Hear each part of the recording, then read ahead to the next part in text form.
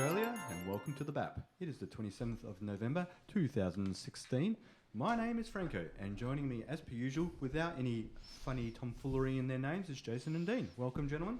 Oh, I was hoping it would be like Fidel, Jason, and Raul Jean or something. Che Carruthers. Yeah. And yet nothing. Che Carruthers kind of rolls off okay. Just rolls off the tongue as much as Carruthers ever does. Fidel Murphy. It's our Irish Cubane. There's been a lot of celebratory comments from my friends on the right about Fidel's death. They're celebrating his death. In Miami they are too. They were dancing in the street. Well, they were the ones that got kicked out by him, so... No, I just think it's in bad taste. I know When's the last time you celebrated someone's death? He did kind of dance on the graves of a few American presidents, though. He did rather well. He outlasted quite a few, and some of them that really did genuinely try to finish him off as well. That's true. Yeah. Some of my right-leaning friends who, mistaken me as a lefty loony, sort of seem to think that I would be saddened by the news of Fidel's death. You're pretty left.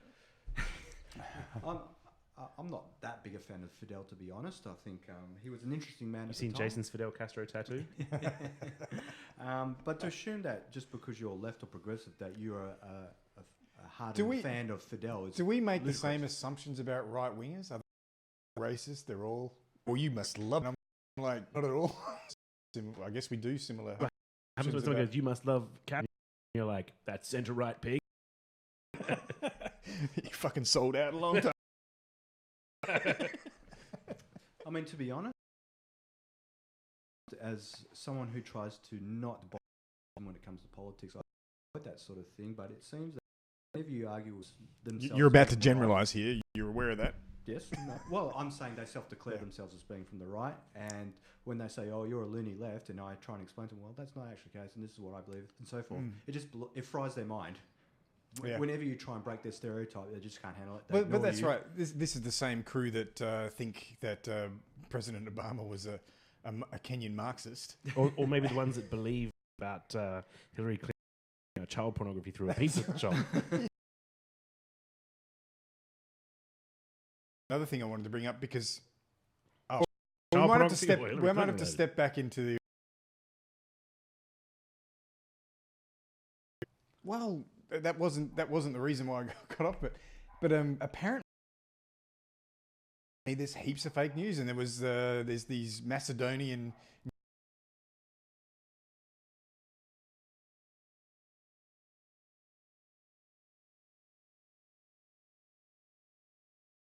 cannot say what people put on their lines if it's been... It's not a news outlet. But they do have editorial, not only editorial responsibility, they take some editorial control of your time. That's as a title to have. And people call you a loony lefty. And then on the other hand, when the Arab Spring was happening, Zuckerberg was out there saying Facebook's amazing, enabling all this stuff, and then at the moment, all these fake news were coming out that potentially derailed some presidential campaign. We can't possibly have any control over that. Well, I mean, it's the same. You've heard of clickbait, right?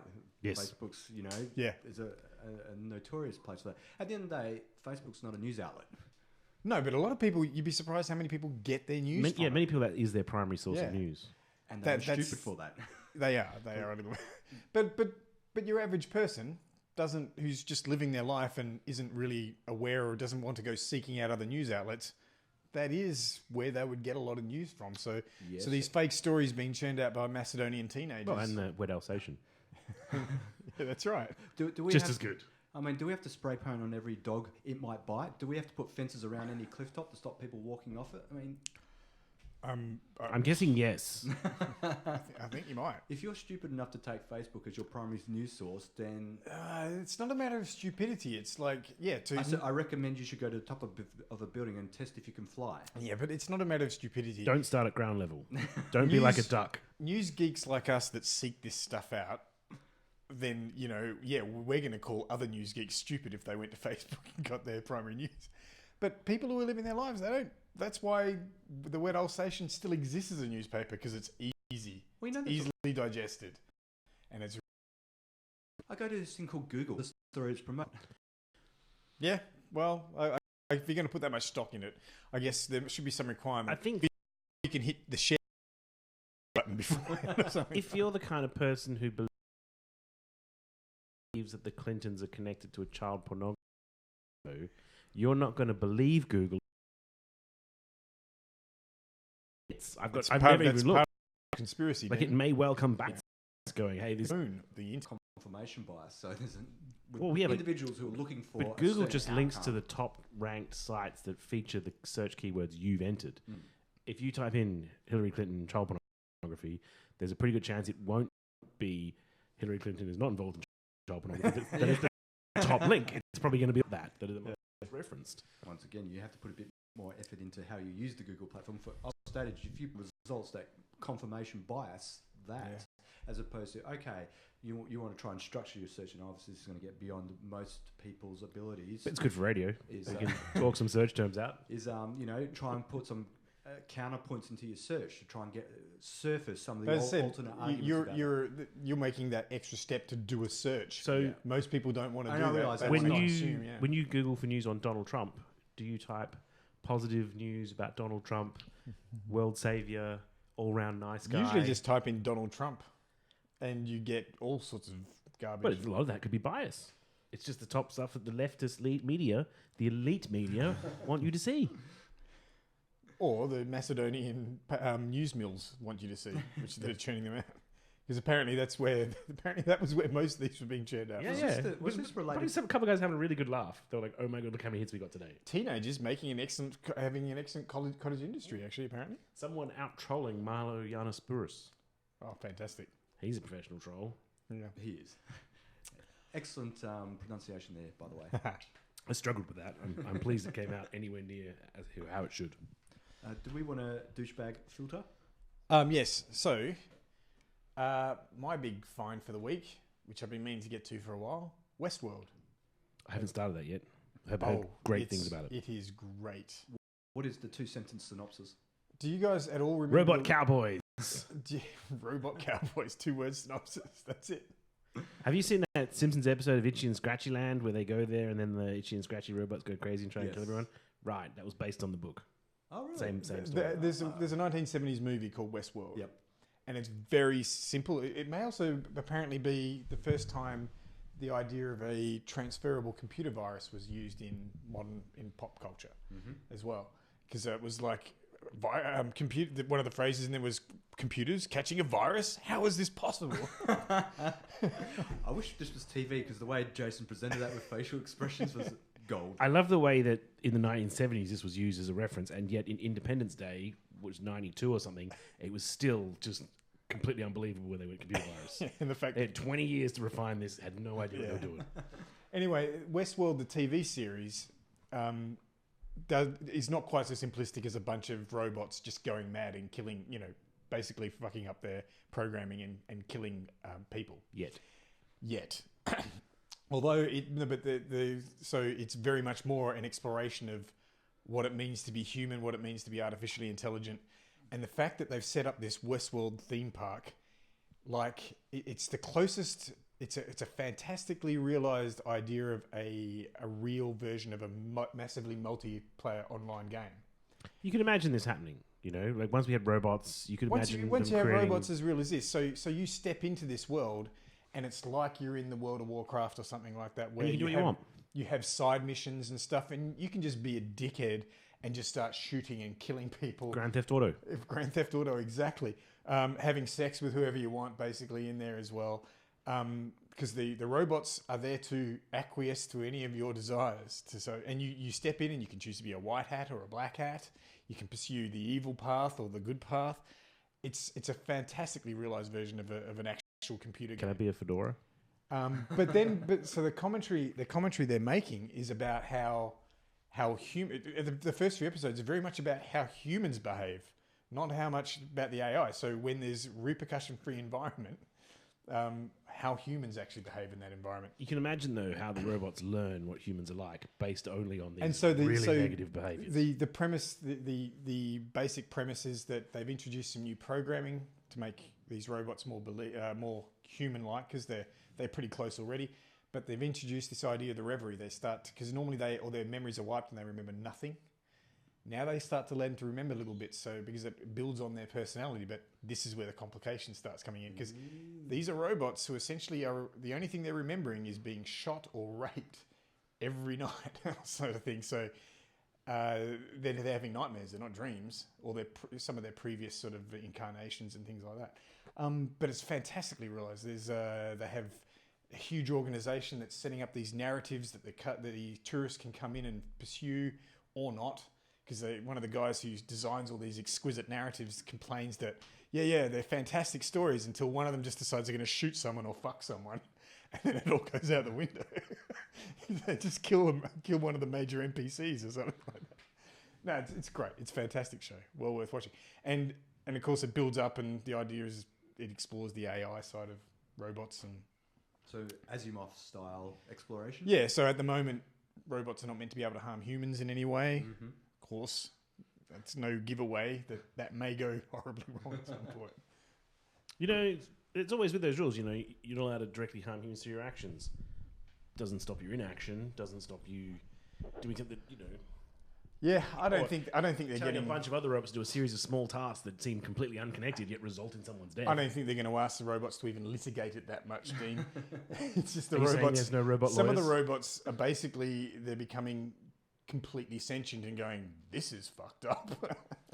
And just as a side note for listeners, I mean, if you've ever been interested in that dilemma of AI and the relationship, the politics of that, Asimov books are a great explanation. Considering when he wrote them, they were fantastic insight to deal with that potential issue that we could face in the future. Yeah. Anyway, the acting in it's great.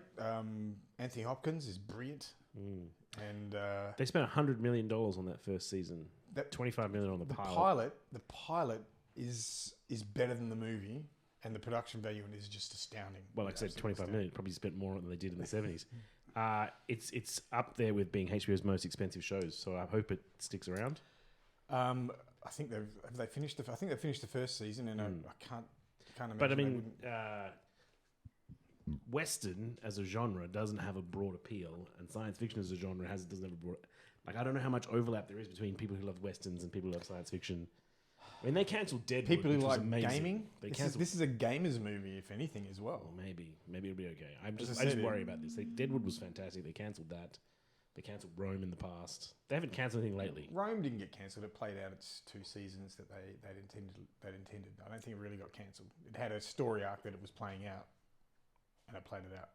They could have done more. I would have loved it if they'd gone further, but yeah. Anyway, thoroughly recommended. Get into it. I think you're looking for a new show, aren't you, Dean? Franco, you I finished will be, Expanse? so that'll be on my next of list. But I've tried to get into the Cool Kids Club by watching Mr. Robot. So Oh, that's worth finishing as well, yeah. I binged haven't even started into- watching that either. Oh, I also heard good things about it's that. the bomb. I'm 7 episodes in after binge watching it this weekend, and it's very gritty. And I mean, I won't give too much away in as much as, and you pick this up straight after the first episode. Something's not quite right, and you spend all these episodes trying to figure out what's going on. Yeah, nice. Is it because Donald Trump's president? Well, I mean, once again, without giving it away, you don't know. Are you in someone's imagination? There's something quite off. So you're trying to figure out: is this someone's perception of what's going on? The world is a near realization of our own world. So it's they've got these big evil multinational corporations, but they're not called the same names that we have in our world, and some of them are almost an amalgam and just like E Corp, right? Is just an amalgam of. But they refer to it as Evil Corp. So you go, well, are they joking, or is that its actual name? So this is why you're questioning. Oh, is this reality, or are they dreaming this, or is this? Yeah. So and you don't know if some characters are real necessarily. No, exactly. Yeah. Yeah. No, it keeps you guessing. Yes. To a certain extent. So how much? Yeah. And obviously, it explores a lot of. There's a second season for that out as well, isn't there, at the moment? Yeah. I do like the way they use E Corp. Evil Corp. It's just like, yeah. Evil corporations, we're going to call it E. And no one cares that it's E for evil, but it's apparently for evil. And that it is quite overtly evil. No Which is one. why you question, okay, is this reality, or is this, what's going on here? Yeah. So is that resolved at the end by season 2? You know, I haven't finished watching the second season. Okay. Because I got into it because it wasn't like a Netflix where they released them all at once. Yeah, no, it's serial. So I got halfway through and some other series got probably Game of Thrones or something got in the way and I haven't gotten back to it. So I give that a very high recommendation, and also it has Christian Slater doing what he does best, Not being in jail? and that, and being a really cool antisocial character. Awesome. The other thing I watched over the weekend was Ghostbusters reboot. Oh, I was going to bring that up. I wasn't sure if you guys... I watched that on the weekend as well. Oh, well. So I was a massive fan of the original Ghostbusters. Same. I remember seeing it as a child in 1984 and it blew my socks off, literally. I just thought it was the bee's knees. And it was huge when it was released. When the Ghostbusters song came out with, what's his name? Ray Park Jr. Junior, yes. That was just Ray over Perth Radio for months. So I remember the reboot being released, and there was a lot of anti-Ghostbusters stuff happening on the internet. Yeah. A lot of MRA related. A lot of frothing neckbeards getting very upset. Yes, a lot of it seemed, well, it was misogynistic attacks, and racist attacks for one of the actors. I thought Leslie Jones was fine. So. I don't find Melissa McCarthy funny. I still didn't in that film. Which one's on Melissa McCarthy? She's the one that was blowing around like a balloon. I'm going to say it. She was the fat one. Oh, yes. I didn't mind her. So, anyway, I've watched it. By the time how else am I going to describe her? You don't know who she is? Kate McKinnon, Kristen I Wiig. would. I just. She's the one that's not Leslie Jones, Kate McKinnon, or Kristen Wiig. I would have said the funny one, Dean. She's not funny. Actually, She's just not funny. I don't mind Miss McCarthy. I think she's pretty good. Kristen Wiig was fucking awesome. Yeah. Kate McKinnon was pretty good in that as well. I thought it was great. I thought it was a great show. I think it was like a 6 out of 10 for me. Like it wasn't as good as the originals, Yeah, but and it wasn't as good as the second one. pretty harsh. And fuck me, why did they have all these cameos from the original cast and none of them played their original characters? Why wasn't it just a passing of the torch moment? Well, That because, was weird. Because it wouldn't have fit because they hadn't had. So I would the just previous totally events. derailed Franco's story here. Yeah, but they hadn't had the previous events. Didn't occur in but this. why not? But they didn't do it that way. This But you was got all the cast back together. You know what I mean? Like you had them all there. Well, this was the problem that I read up on it, because I was... Why do you want the man to go and stomp on these women's moment? I don't. What's going on? It just felt like a shame. You know. Problem was that all the characters from the original had long-standing contracts that they could veto the project. So apparently there was going to be a proper Ghostbusters 3, but they could never come to terms with... The script for that got turned into a video game. It did happen. Yes, that one worked. Bill Murray. Yeah. They could never come to terms with Bill Murray to make the third with the original characters. And then the studio decided that they wanted to make more of an effort to connect with the younger generation. They actually wanted to get rid of Ivan Reitman as the director, which I think would have been a good idea. Because my main criticism with Ghostbusters was it's a shitty script. I reckon the chemistry with That the second actors, one. I mean, No, the no, reboot. the reboot, Yeah, the script was ordinary. it's very ordinary. The first act was actually quite good and funny. The middle section, I had very few laughs. And then the third section was all CGI. And I was like, what? Why? Why is there so much CGI? The plot was very weak, and like when we're just going to, obviously it's make believe, it's about ghosts, but there's aspects of linear progression that how's this woman constantly creating new inventions in 30 seconds? I get really annoyed with that sort of thing. Where's the quality assurance? Franco's wondering. I quite like. How did they get these things released for general use? And I thought she was fine, and her inventions were fine. I just wish there was someone playing the straight man, like Egon in the first movie, with his dry delivery of very funny lines. Wasn't Kristen Wiig almost meant to be the straight? I couldn't tell. Yeah, sort of. You're right. Probably not. And that Hemsworth in there just for the hell of it. I didn't mind. I thought he was okay. He played the role. He played the ditzy receptionist role pretty well. But I think that overplayed it. It's like there's a lot of attention on Chris Hemsworth playing, an inept character, and it's like, well, okay, we get it. You don't need to harbour on it. And these set pieces they were trying to play out were to the detriment of the plot. I felt. It was like, Okay.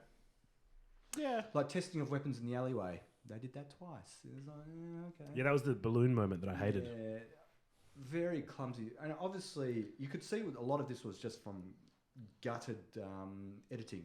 So obviously, that's not necessarily the way they were going. Yeah, to, and the but- final credits had the dance scene. Everyone was doing the pointing thing with the finger. I thought they were going to do a thriller dance or something, and they did nothing. But in the credits at the end, you can see them doing all these dances. It's like that So was some clearly of supposed to be That an was extended odd, scene. actually. I remember that. Yeah, it was going, oh, hang on. They obviously cut this out. Yeah, they obviously of the cut this main out. movie, Yeah. It was horribly edited, and I don't know if that was due to is a shitty plot anyway, or I don't know. See, here's my thing about Melissa McCarthy. I fucking hate Adam Sandler for all the same reasons. A physical comedy that's just... I know this is targeted at children. The movie's targeted at children. I'm getting very angry about something I probably shouldn't. But fuck, Adam Sandler's comedy hasn't worked in 20 years. People that emulate Adam Sandler's comedy, whatever their gender, it just doesn't fucking work anymore. It's not funny having someone shit themselves in a sink in one of their films or like fly around like a balloon. It really bothered me. Yeah, that was pretty stupid that they came to no physical harm considering what they went through. Yeah. Well, I also felt it was clumsy. Like, I felt they all had a great chemistry, but once again, when the the original guys came out from under that Marshmallow Man pretty well unscathed as well. Yeah, that was a bit cartoony. Scalding hot marshmallow. Maybe they should have been hurt a bit more. But the way the straight-laced character followed Fatty around straight to the haunted mansion, was like, these guys haven't seen each Actually, other in 20 years. I like the setup at the beginning because it felt like it was going to be a lot more scarier than. Yeah, I like the first scene. I went, wow, this is going to be. The first act was really good Yeah. of the film. I have no problems with that. It was really good. It's just it sort of started going downhill from there. Felt like it was going to be a little more horror element than it turned out to be. It was good to see what's his face from Silicon Valley in the role as well. I can't remember the actor's name, but that guy. I don't know Silicon Valley, so what? You're doing yourself a disservice. The evil protagonist was pretty boring, very clumsily. Yeah, executed. I didn't enjoy him either. No. So yeah, I disliked the movie on its own merits and not for misogynistic reasons. I thought the women did a great job. Felt they had great chemistry. It was just a shitty script. So I think misogynists they out did a there. good job with the shitty script though, except for Melissa McCarthy. I didn't mind Melissa McCarthy. I enjoyed her, what she was doing. Yeah, I thought it was. Well, my favourite scene in the movie was when Leslie Jones bitch slapped her twice in the face. Once to get the ghost out, and then just once more for everyone in the audience who wasn't enjoying her performance. Once more for Dean. Yeah, that made me feel okay. But based on that, there's no reason why there should be a sequel unless they can. I don't think there's going to be a sequel. No, I don't think there's going to be one. They lost money on that heavily. Yeah, I think they barely broke even. Yeah, which is a shame because I think if they had have done things slightly differently, it would have been okay. Yeah. I really wish they had someone playing the straight man role, and I really wish they had actually made use of the characters as a handover. Although I did enjoy Dan Aykroyd's "I Ain't Afraid of No Ghosts" moment. Yeah, but I tend to agree with you. The cameos seem pretty pointless, and it's like these guys are old and they're not very funny anymore. Yeah, but look, it's fine. It's fine. I enjoyed seeing half the other Saturday Night Live cast in there. Cecily Strong was quite good as a man's assistant. Okay. I've got a couple of movies I definitely want to see that are coming up. Arrival and Hacksaw Ridge, which look pretty good. Hacksaw Ridge is Mel Gibson returning to form, apparently. Mm-hmm. Jew hating. Divesting himself. The reviews I've seen of it is like people going, let's put Mel Gibson's craziness aside. Man, that guy can do action. Yeah. Apparently, yeah. People are pretty ready in America to put craziness aside. Kanye West went fucking nuts on stage this week. And then went to hospital. Nuts on stage. And then went there was to a video of Snoop Dogg backstage at that event talking to his camera while smoking a blunt going, what the fuck is wrong with this guy? I don't know what he's on. I smoke weed, not that shit. He's fucked up. Something like... I'm paraphrasing Snoop Dogg, but it was fucking awesome. You imagine he's seen some pretty messed up people. Yeah. So for him to say, this motherfucker's crazy. That's saying something. I thought that was quite good. Yeah, Kanye saying he would have voted. So not only did he not vote, but he would have voted for Trump if he could. Yeah. And he was having his Donald Trump moment on stage. So you got Deanie douchebag footage, Dean? No, I only had Ghostbusters for mine, and you stole it. Oh, well, we're probably going to steal each other. I was in Melbourne half the week, so I haven't been watching things at all. So, all right, into the newsies. What you got, Jace? Well, Facebook false news was my sort of one of them, and of course our Cuban El Presidente being dying as well. So we've kind of discussed that. I've got a local story. Let's go with it. Colin Barnett against the city of Fremantle. As you may or may not be aware, the city of Fremantle has decided to not have their Australia Day celebrations on Australia Day, but to delay it by 2 days to a more culturally appropriate day that everyone can enjoy. This has offended middle-class Australia. This offended Colin Barnett, personally. He was extremely disappointed by the city of Fremantle. I've got a direct quote. Not from Colin. I'd like to point out he's a 66-year-old white man, for anyone out there listening who doesn't know who he is. But he's gone on record with the media telling them everyone understands the history of Australia Day, but it's our national day, and most Aboriginal groups have accepted it and put history to one side, which I find ironic because this fucker can't put it to one side. People in Fremantle made a decision. Why can't you put it to one side, Colin? It's history now. Get over it. What does it matter if they... I always know when something's really offended middle-class Australia. It's because I hear it from people near and dear to me. And when that penetrates the news bubble, I'm going, oh, something has seriously gone wrong. I don't understand why people would have a problem with Fremantle wanting to do their I fireworks don't a different either, day. but I was trying to have this conversation going, well, what's the big deal? I mean, to some people, it's called Invasion Day. They go, well, you know, very much, that could almost be what Colin Barnett said, word for word. Well, other people have gotten past. Yeah. I think it's good at Fremantle. I like that. I think it's the future. I So think it'll we get moved. Yeah, we have a couple of days, a different day where we have some fireworks. Big deal. Have a barbecue and fireworks on a different day. You can still fucking call it Australia Day as well. Just move the date. Does that date specifically commemorate a particular event? Yeah. White fuckers showing up and killing Was brown it that fuckers. day? Was it that date? I mean, is that when Captain specific Cook day? rocked up at Botany Bay. That's Was it really? Yeah, it was basically a showing up day. I mean, 2 days later might not be any better. I mean, because the that was Queen's- showing up and giving people smallpox and actually executing people. Queen's birthday isn't on a birthday. Anzac Well, Day hang switches on a around minute, all over the okay? place. What? Because it doesn't really matter. Eventually, we'll have another queen a couple hundred years from now, and it'll be on her birthday. We'll just have to plan the pregnancy a bit better. But yeah, I mean, what does it matter? It's another date. Just pick another date. See, I'm not a fan of nationalism in any way, shape, or form. I find it's a tool of politicians to herd the sheep. So, I mean, the funny thing, I don't know why the middle class Australia gets its nose bent out of shape over Australia Day. I mean, what is it to them? It's a day off. It's a day off. Which they still get. No one's denying them that day off. So, I mean, Apparently, they want to make other people. They want to force other people to make that day off. what does it really mean to be nationalistic? Mate, Protectionistic. I don't know. You're preserving some kind how of. does it affect my life in general in any way, shape, or form? Franco, your culture is being stolen from you without you even realizing it. Oh my God, is he going to be part of the stolen generation? You don't even know how this is affecting you, Franco. And it is very deeply, perhaps, I don't know. I mean, nationalism is a subscription to arbitrary borders that were set in place by moving populations. But I do remember having this conversation where they say, but they're coming in, there's always them. The other is coming in and changing our culture. And I'm going, I say to them, I've had this very conversation is our culture the same as it was 50 years ago anyway? Yeah. No, we don't do Also, once again, Invasion Day, when they, the others, came in and changed the native inhabitants' culture. Yeah. Now you understand how they feel, but on a lesser level because your fucking relatives are still alive. It's crazy that they think their culture is going to be affected. I mean, what, is someone going to force you to force you to obey Sharia law? No, they're not. They're not going to do that.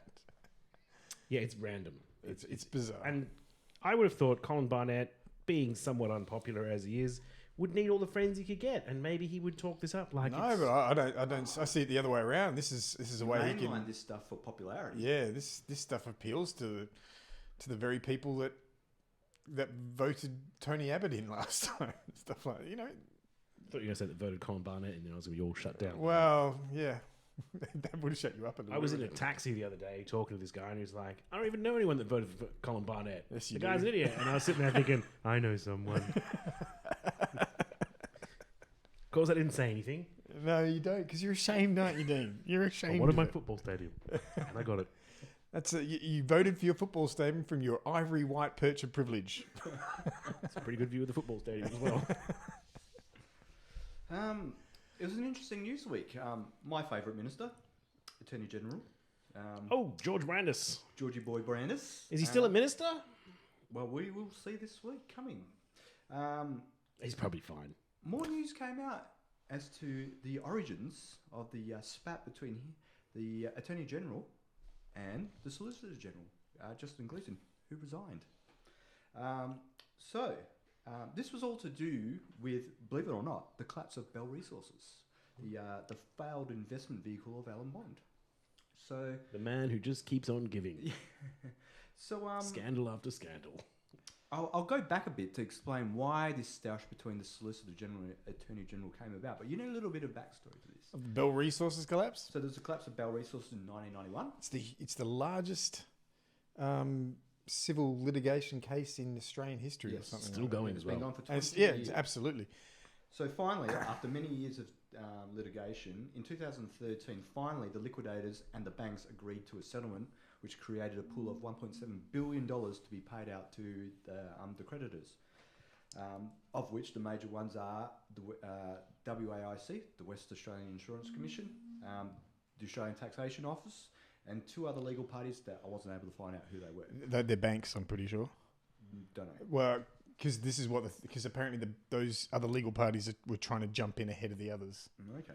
Well, Yeah. in 2015, the WA government passed the Bell Act, almost like the Bell End Yeah. Act, to try. Well, they got and- fucked by it, so to try and stop further litigation, which it hasn't done. So this act would create a statutory authority which would be responsible for distributing the $1.7 billion and also allow ICWA to be prioritised ahead of the other creditors. and they were claiming up to $1 billion, basically 937 million they were potentially owed. So by jumping the queue, they would take more Most than of half of it. Early in 2016, Georgie Boy Brandis directed the Solicitor General, Justin Gleeson, not to run a particular argument against the WA Government Bell Act. Continuing on the 8th of March, in a Federal Commission of Taxation submission to the court drafted by Solicitor General Justice Gleeson, the constitutional validity of the Bell Act is challenged using an argument Brandis had specifically reportedly instructed against. He also lampooned them as being fools and not understanding the Constitution. In true Gleeson fashion. Well, yeah, it was also But he only wrote that opinion because he was explicitly asked by the ATO for his opinion on the specific law that Brandis said he wasn't allowed to write an argument for. I mean, yeah, the thing. Now, his job is to write legal opinions for government departments, government entities based on questions they ask. So they asked him exactly what to do. He did his job. And as a representative of the government is meant to be model litigants in all court cases. So they're meant to act in the best behaviour, present all the facts, and seek the truth. So Georgie Boy trying to subvert the law as he did was totally against being a model litigant, but we'll get back into that.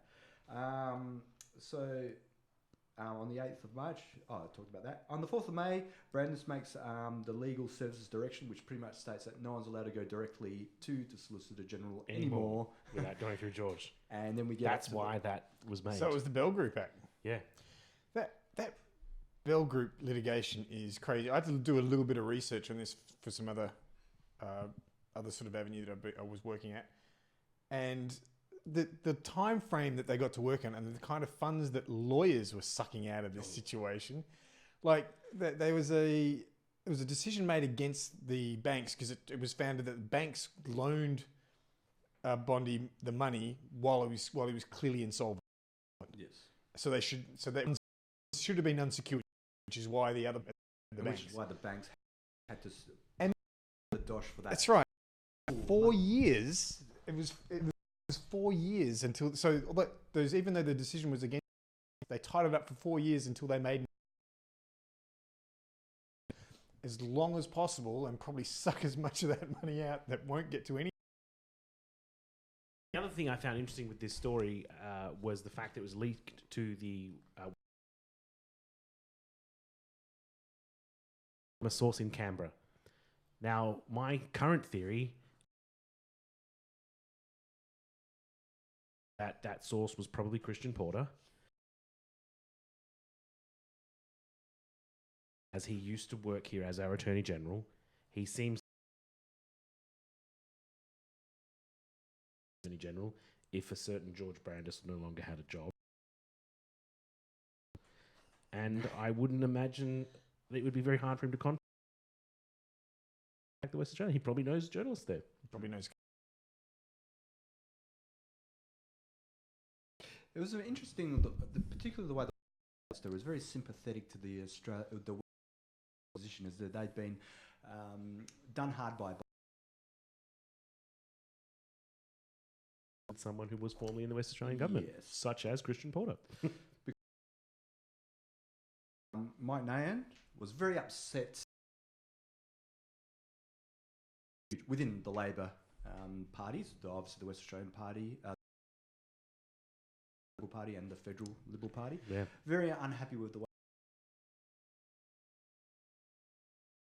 Now, even though both were acting in cahoots to subvert the law and the Constitution. Yeah. And the balls they to introduce litigation specific to this one instance. That they also knew was constitutional. They go, well, They were aware of it. The federal government's like, we ain't going to push the argument if you don't. What also came into WA was taking a hit on its.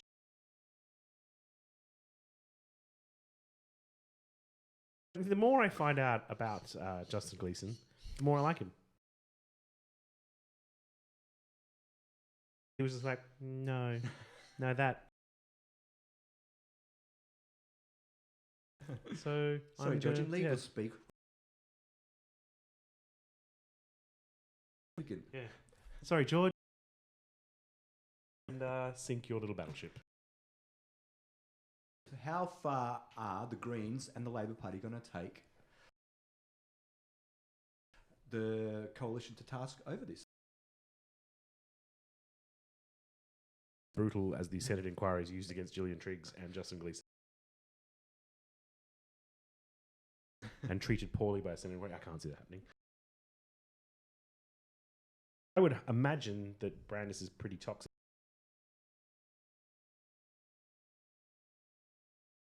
You know?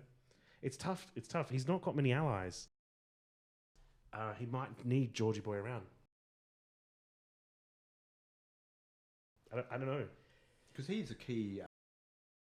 Yes, he so is. He's in a real jam over this one. Because I don't.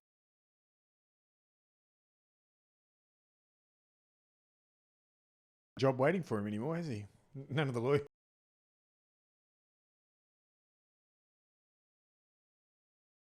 Now that this Good. has come up, I don't think he'd be Unemployable.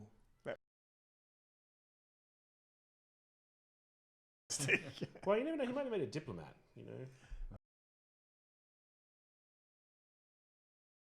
Plum fucking ambassadorship somewhere. Be like, yeah, I owe you one. Hope you enjoy.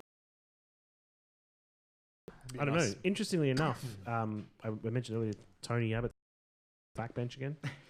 So he's been talking to the media, and he's been putting more pressure on. The Liberal Party needs to re-look at.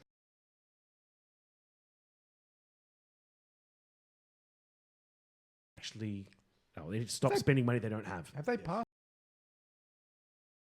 No. since they got into power? Not. His job, the one that cost Joe an election. Tony would like them to revisit that because he feels that the differences between the Liberal Party and the Labor Party need to be like the waiting for Malcolm Turnbull should he make this week also their superannuation, which made Tony unhappy. You're now capped at 1.6 million in contributions that can't be taxed, and you're limited to $100,000 a year in after-tax or pre-tax contributions. There's no mention of that $500,000 lifetime contribution that they took to the election. I'm not saying they're breaking an election promise. Well, actually, I am. But it's not surprising, really. The only bitter pill that the big end of town was asked to swallow, they didn't have to swallow. Yes, So middle all of class this- Australia had something to say about this as well. Yeah, so I think Tony's getting a bit desperate. He's sensing that maybe he's got to make a move. He's got to try and prod Malcolm and make him do something. Look a little weak because he's actually sort of achieving things at the moment. Well, For the first time, as that news came out, No one's Tony particularly launched an happy attack. about the stuff that he's achieving, but he is achieving stuff. Well, I think people are happy about the superannuation reform, and the Labor Party went along with it. He managed to successfully negotiate a piece of legislation the ALP were happy with. The first one I can think of any major policy. that made the most wealthiest end of town take a hit. Not much one. Not much. But And yet so much was made of it. Yeah, but this is sort of a big day. So to have Tony coming back and saying, look, hey, what we need to talk about is a budget deficit. We need to focus on all these things. He's trying to shift the focus back to the fact that our economies are shit and going nowhere, and that the only man who can fix that is Tony Abbott. He also said there was room in the front bench for his good self. Well, there is. The leadership position will be open soon. So He also said that, there's Attorney been General. precedent in yeah, history where it's true.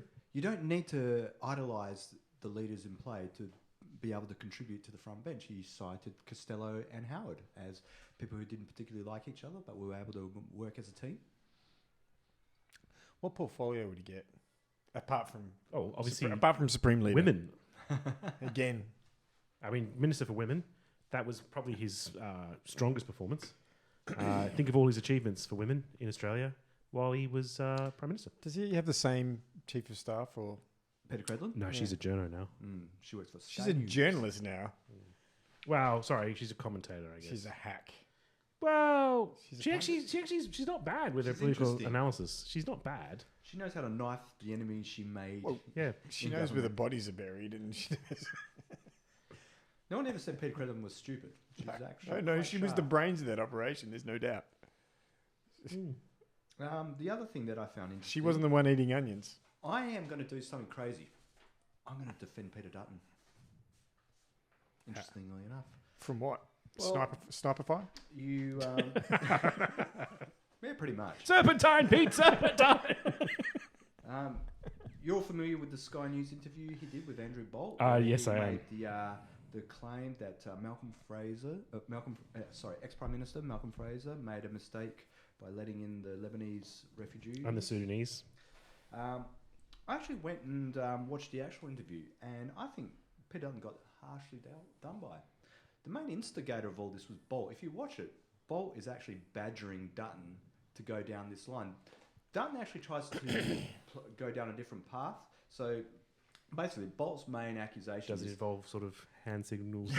Well, that's pretty much Bolt's avenue. He's pretty much trying to say certain groups have more propensities for criminality and we shouldn't be letting it in. He just hammered that point. And, Peter Dutton actually was trying to not go down that path and more just... At first, so basically, at the beginning of the interview, Bolt says, are you aware of the African crime wave in Melbourne? And Dutton sort of goes, I'm aware of the issue. And he basically says he believes it's a policing issue.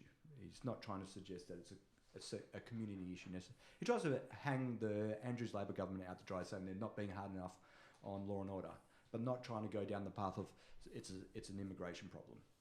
I thought, fair enough, I'm impressed is probably the wrong word. Not but disappointed? So he resisted a little bit before he got racist. He wasn't trying to Okay. go down the flaming racist line, but Bolt was just badgering him to try and go down that line and say, but pretty much try and insinuate it's African refugees, we shouldn't be allowing them in. That's all he wanted. And Dutton was trying to say it's a policing issue. He was trying to say that in immigrations, when we see problems with certain cohorts, we look at what we can do and see if we can fix the integrations. Trying to do all that sort of bland marketing speak. Which I thought, oh well, he's not trying to be an overt racist, even though Bolt's trying to bring them out. And that's always going to be the danger when you try and score political points going to the right with someone like Bolt. You might get ensnared to go down a path you don't really want to go down. That's true. I can see that happening. And You might win a larger percentage of middle class Australians it wasn't as a voting bloc.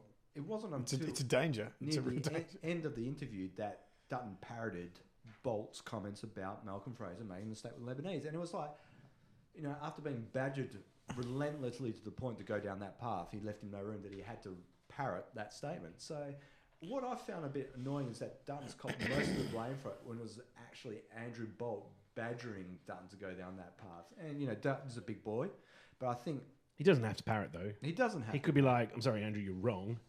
True. That's He didn't even have to say, I'm sorry. He could just be like, you're wrong. But Or then you just make a really weird noise till the interview ends. Or just nod a lot over and over and over and nod. But then that's where you can believe you're wrong because he's afraid he's going to lose a certain segment of his voting bloc. But I think that it's been reported in the media that Dutton went onto the Bolt show with this agenda to say Malcolm Fraser made a mistake with the Lebanese refugees, which wasn't the case if you watch Dutton's not a smart man. He didn't come on that with that agenda. He came on there to try and score points with Middle Class Australia by doing an interview with Bolt because he finds that a safe space for the coalition, and he got boxed in. And he's been punished mercilessly, which probably he does deserve for many other reasons. But will it cost him anything? I'm almost certain it won't. But I Not in the political climate we have these days. find more offences that Bolt gets away with this. Oh, wait, at the moment, you his front bench. I mean, for a couple of months, he hasn't said anything too stupid until now. Relatively scandalous. It wasn't really his fault, you know? The refugee swap with America, where everyone saves face. And Well, have they, though? I mean, they've signed it with the expectation that Hillary Clinton would be the one coming in. So we're going to send them a bunch of Muslim immigrants. May not be as successful as it could have been. But he's got the news cycles. He's had those news cycles where he could say it was successful.